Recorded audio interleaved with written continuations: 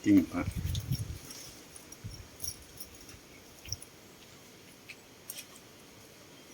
Magandang umaga mga friends, mga kaigsunan.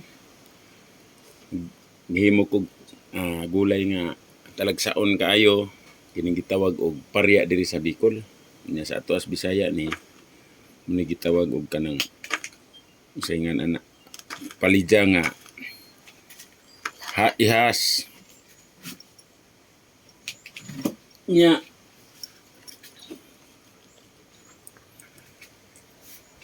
kuan akong gihiwa-hiwa ni kay nabiruan ning tambal sa diabetes ug high blood. Mao nga mga idol,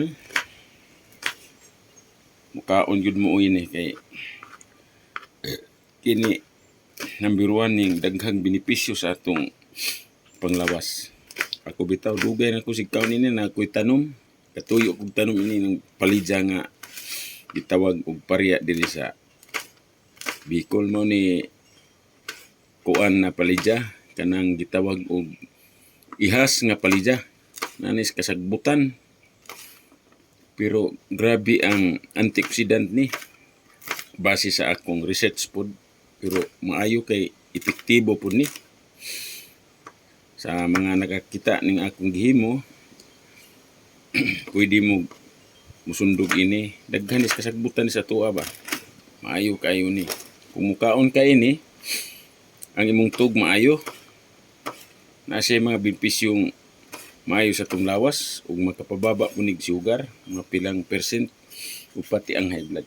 Karon ako ning butang paminta dire kay paminta mura og inatsal lang sa tuwa ba. Salad diri sa Bicol, suka, tangan tag asin be.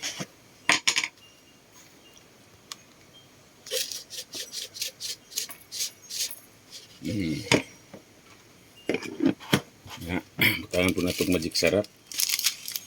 Kay mulami ba.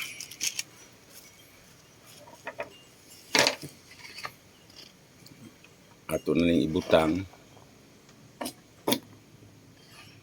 Kay kilawon raman ni. I-apil na ng liso kay kuan na siya.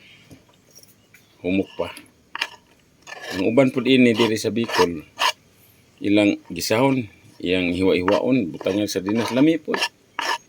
Katong na mga sakit-sakit, diabetic, arthritis, rheumatism, tambal ni siya. Wa man joy makadaog, makapildi sa mga